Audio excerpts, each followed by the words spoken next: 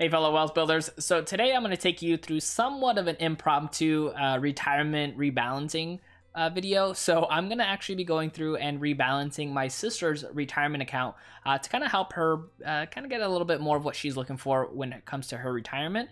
And so I kind of wanted to take you guys on this journey because I did my own rebalancing a couple months ago and I didn't record it. So that's kind of shameful on my end to not be able to share that with you guys. So I want to kind of show you what it looks like for me to go through a portfolio and rebalance it.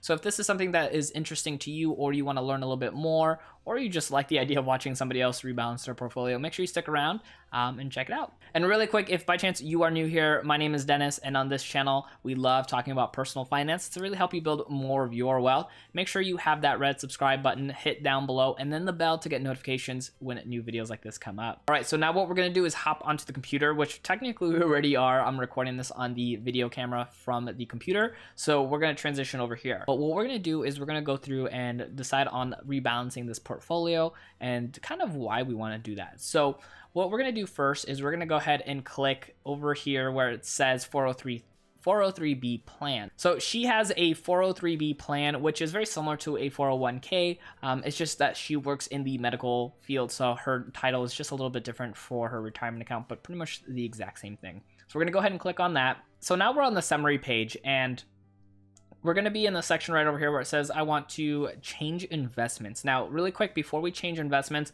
part of the reason we want to do so is because of where her asset allocation is kind of diverse in. And so I'm going to actually switch over to a different spot right here on the screen. So you guys can see over here where it says asset allocation. So domestic stock, foreign, bond, short-term, unknown, and then other.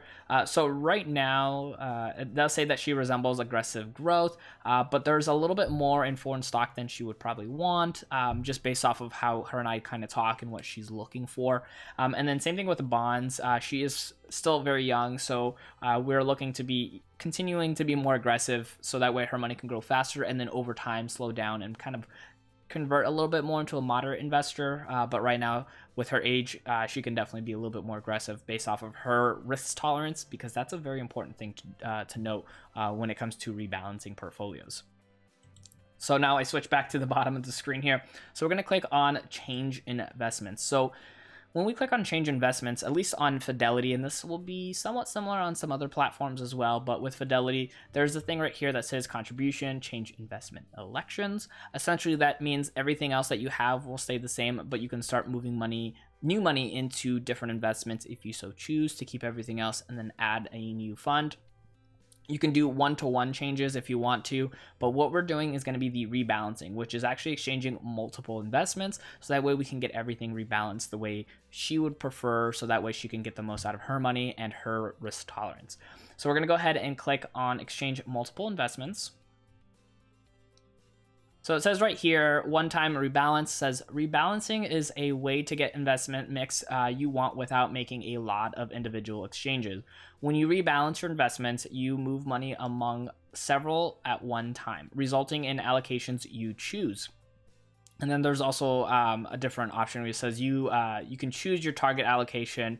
You have the option of signing up to be alerted if your allocation slips past those targets. Essentially, if you want to have a certain amount in certain funds, based off of how the market moves, you can actually have that alert for you, which is really nice. So what we're going to do is hit start your rebalance. So now it pops up over here for us to be able to start our rebalance, and it says select your source. So you can actually select from all sources if you have different types of funds. With this one, she just has her 403B that we're going to be working with. So on this page, what you're going to see here is a couple different things. You're going to see all the different types of investments that she can have here on the very left side of the screen.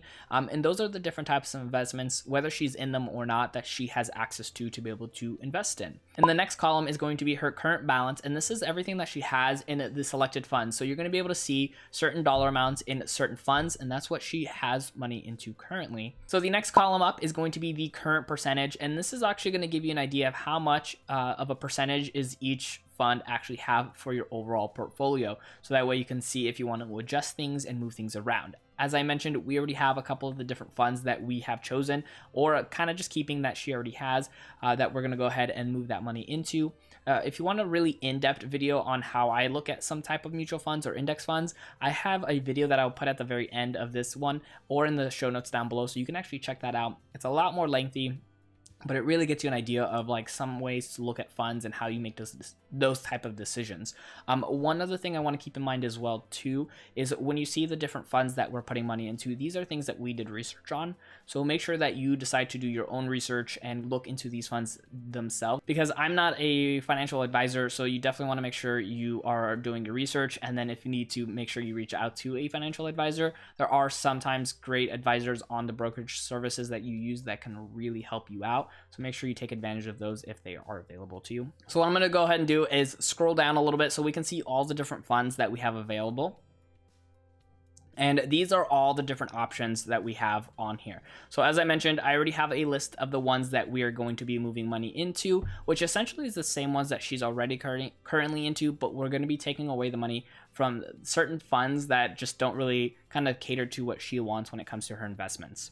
Oh, and real quick, if you are enjoying these type of videos, make sure you hit that like button down below. And then also too, in the comments, let me know what brokerage account are you using or do you have for your 401k or even just regular retirement. Is it Vanguard, Fidelity, E-Trade? Definitely like to hear from you in the community in the comments down below. So currently right now, she has 7 different funds, and we're going to go ahead and knock them down to actually 4 funds, keeping pretty much all the 4 funds that she already has, but eliminating 3 other ones that don't really work with her future that she really wants to have when it comes to her investments. Now you're going to see here, these ones actually don't unfortunately have the ticker numbers. The ticker numbers are usually just the initials that are in front of the fund, so that way we know which ones they are. That's actually the one downside I really don't like about Fidelity when it comes to the rebalancing, is I don't have those ticker numbers. So I will just go ahead and click on the little link right over here. It'll bring up the fund and it'll tell me the ticker number, which is right up here. So we can see that, and that is actually one of the ones that we are going to be going ahead and keeping with our actual funds. Now, because we're going to be doing 4 funds, one of them is an international fund, and we do want to be still in international, but just not as high as a percentage. With the other 3, we're going to go ahead and divide those up pretty equally among each other.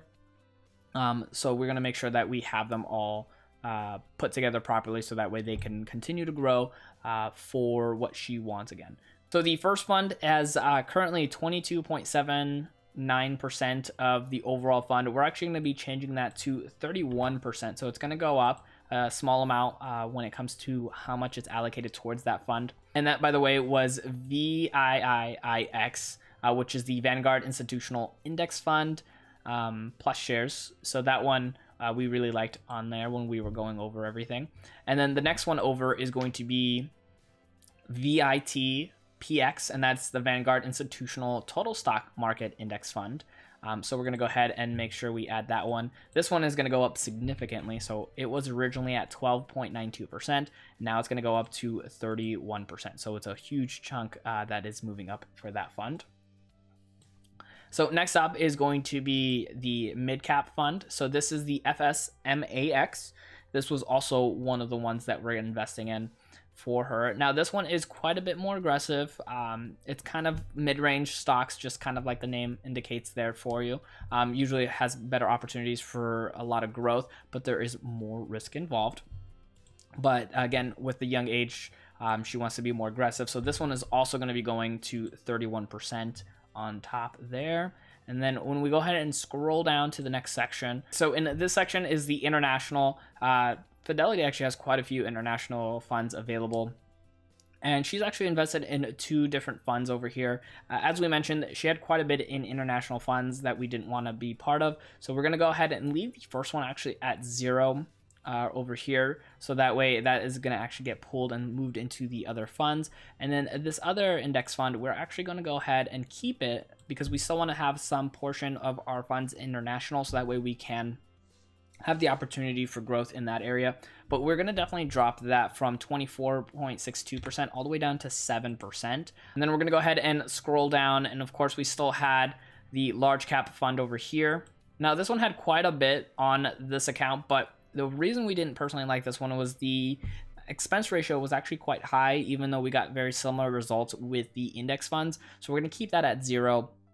And then the last one over here was the bonds. Now, the bonds were very little, but we're still just not going to keep anything in bonds just for the short time, so that way we can see some accelerated growth. Depends on the person. Like I mentioned, before you actually choose any funds, make sure you understand your risk tolerance, so that way you can do it properly.